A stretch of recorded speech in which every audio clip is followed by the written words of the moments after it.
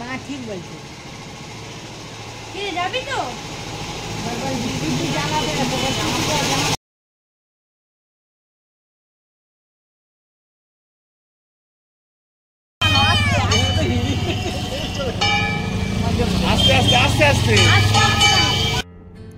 Good evening everyone, আমি সৌমিলি। আমার নতুন একটা ব্লগে আপনাদের স্বাগত। কী ভাবছেন হঠাৎ করে কোথায় চলে এলাম? অ্যাকচুয়ালি যাচ্ছি বাড়ি। তো এই সপ্তাহে তো বাড়ি থেকে অনেকবারই ফোন আসছিল বাড়ি যাওয়ার জন্য, কিন্তু শুভঙ্করের একটা সোমবার দিন আর্জেন্ট মিটিং থাকার জন্য ডিসাইড করতে পারছিলাম না। তারপরে দুজনে হঠাৎ করে ডিসাইড করে নিয়েছি বাড়ি যাব। বাড়ি চলেও এসেছি। আর এই যে বিকেলবেলা একটু সন্ধ্যের দিকে রথ নিতে এসেছি। অ্যাকচুয়ালি মেয়ের এটা হচ্ছে প্রথম রথ হবে, নিজে হাতে এবছরই প্রথম রথ টানবে। আগে 2 বছর ছোটই ছিল। আর এই যে রথ নিয়ে চলে এসেছি বাড়িতে। তো ভাই বোনের দেখুন আনন্দের সীমা নেই। হ্যাঁ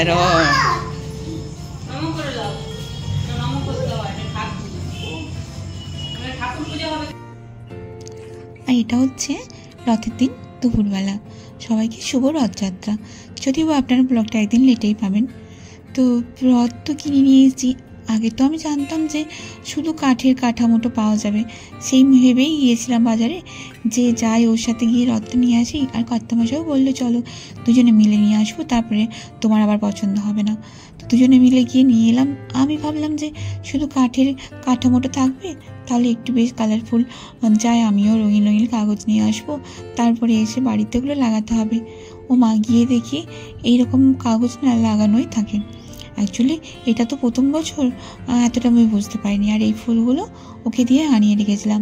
বাবা, এখন জুঁই ফুল বেল ফুলের কী দাম! একটা একটা স্টিক নাকি 30 টাকা করে। তো ওই আমার একটু 5টা 6টা মতো এনে দিয়েছিল, ওটাতেই হয়ে গেছে। অ্যাকচুয়ালি রথটা তো ছোটো, আর ছোটোই নিয়েছি। অ্যাকচুয়ালি কী বলুন তো, ওরা তো একদমই ছোটো। তো ওদের জন্য যেহেতু সব কিছু, তো ওরা যদি না টানতে পারে তাহলে আর এত কষ্ট, এত সব তো একদম বৃথা হয়ে যাবে, তাই না?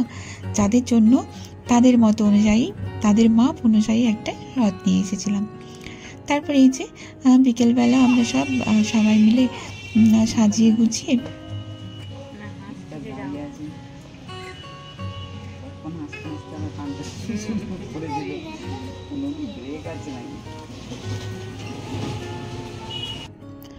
আর টাইটেল দেখে কী ভাবছেন? রথের বাড়ির রথযাত্রা। অ্যাকচুয়ালি আমাদের শ্বশুরবাড়ির টাইটেল হচ্ছে রথ, সেই জন্যই ওই জন্য বলেছি আর কি, যে রথের বাড়ির রথযাত্রা। আর এই দেখুন আমি সাজিয়ে ফেলেছি। রথটা কেমন হয়েছে বল।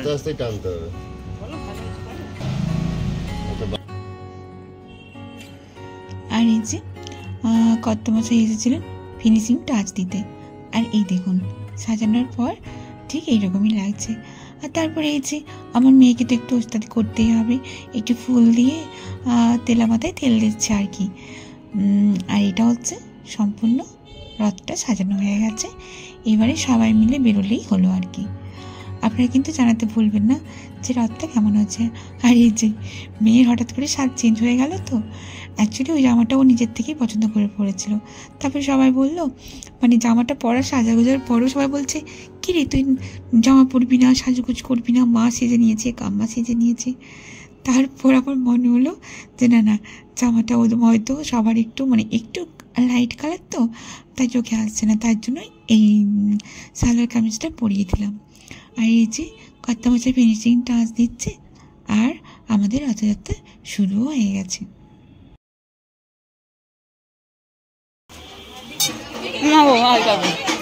হ্যাঁ, রথ তো বেঁকে গেল।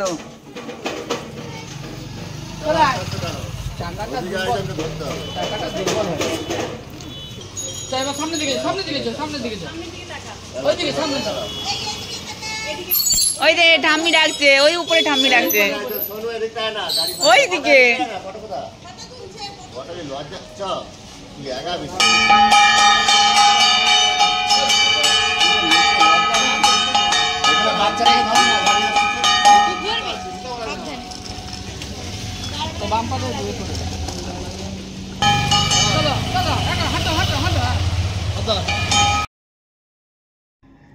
এই যে সব পরিবারে আমরা রথ নিয়ে বেরিয়ে পড়েছি। আর আজকের ক্যামেরাম্যান হচ্ছে আমি। সবার সাথে তাহলে আমি একটুখানি করে পরিচয় করিয়ে দিই, কারণ সবার মুখ তো নতুন। আমাকে আমার মেয়ে আর আমার হাজব্যান্ড ছাড়া কাউকে আমার ব্লগে কোনোদিনও কেউ দেখেননি।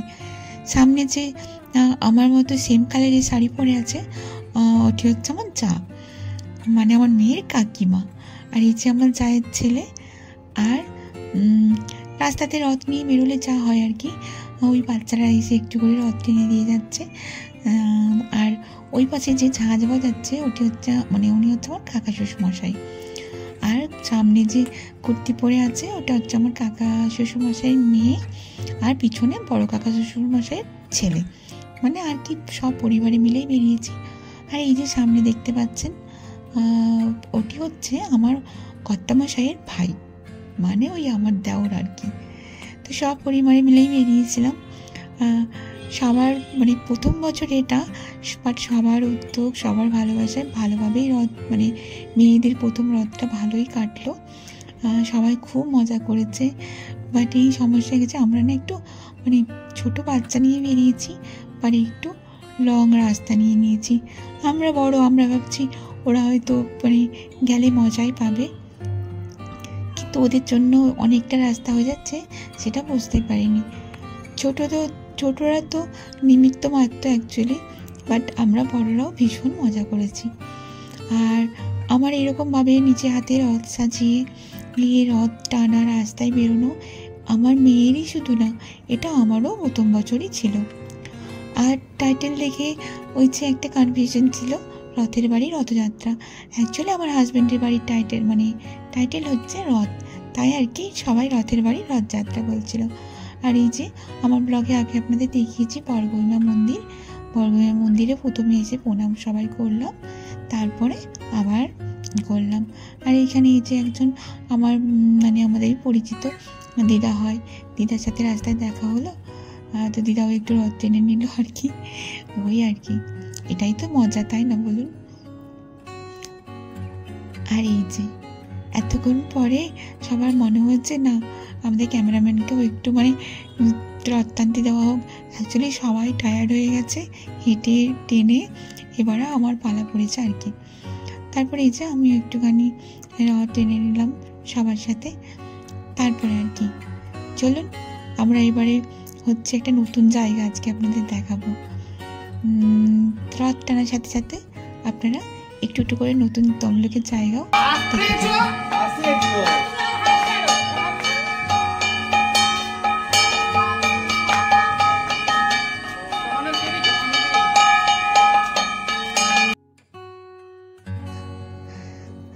কি সুন্দর জায়গাটা, তাই না?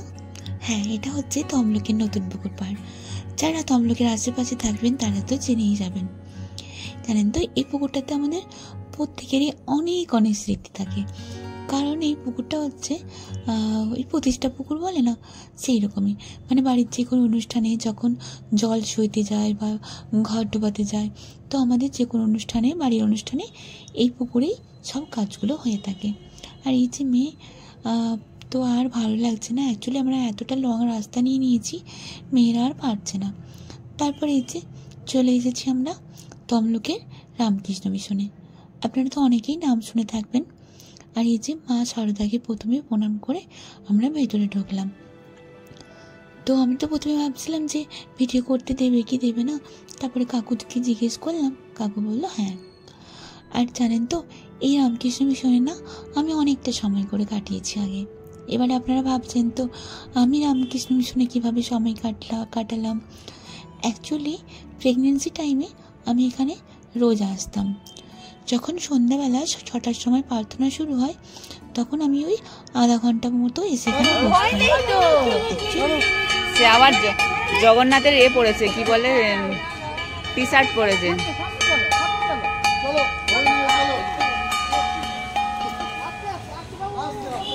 কাকুর কতগুলো পরিচিত বাচ্চার সাথে দেখা হয়ে গেছে, তো ওরা একটু রথটা টানছে।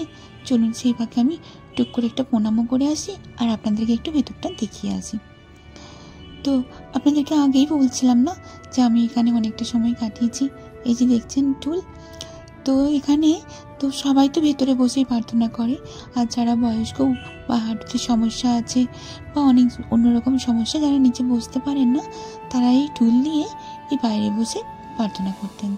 তো আমিও যেহেতু মেঝেতে বসতে আমারও অসুবিধা হতো সেই সময়, অলরেডি 7-8 মাস রানিং, তো আমিও এই যে টুল নিয়ে এখানে বসে প্রার্থনা করতাম।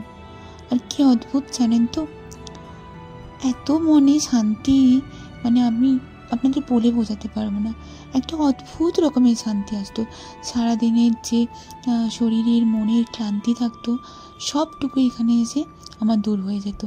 যা মনের মধ্যে সারাদিন চলতো, অ্যাকচুয়ালি দেখুন, একটা মেয়ে জব করে হঠাৎ করে প্রেগনেন্সির পরে তাকে হঠাৎ ছুটি নিয়ে ম্যাটারনিটি লিভ নিয়ে একদম প্রেগনেন্সির শুরু থেকেই বাড়িতে থাকতে হবে। তো মনের মধ্যে তো অনেক রকম অনেক চিন্তাভাবনাও আছে, আর যেহেতু আমার প্রেগনেন্সি একটু কমপ্লিকেটেডও ছিল, তাই অনেক রকম চিন্তাভাবনা জানেন তো মাথার মধ্যে ঘুরে বেড়াতো।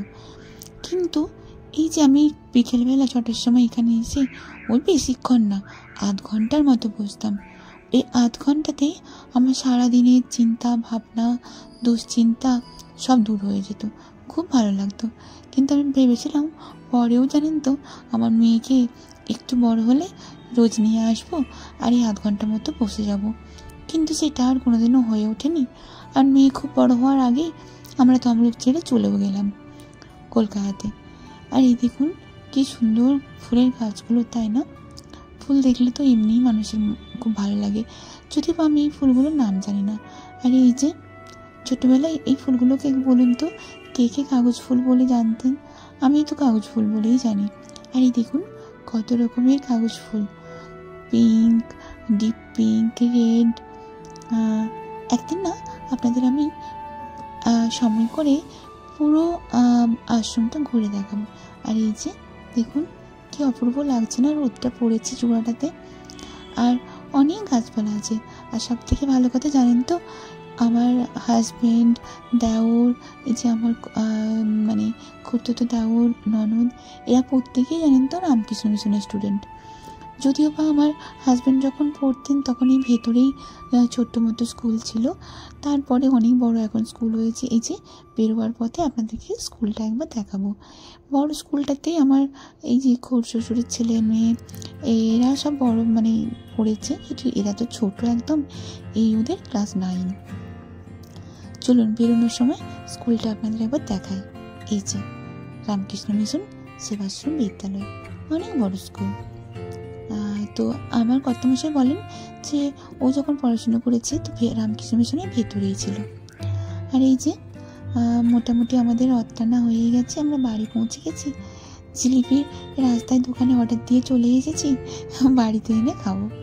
আর চলুন তাহলে ব্লগটা আজকে এই পর্যন্তই রাখি।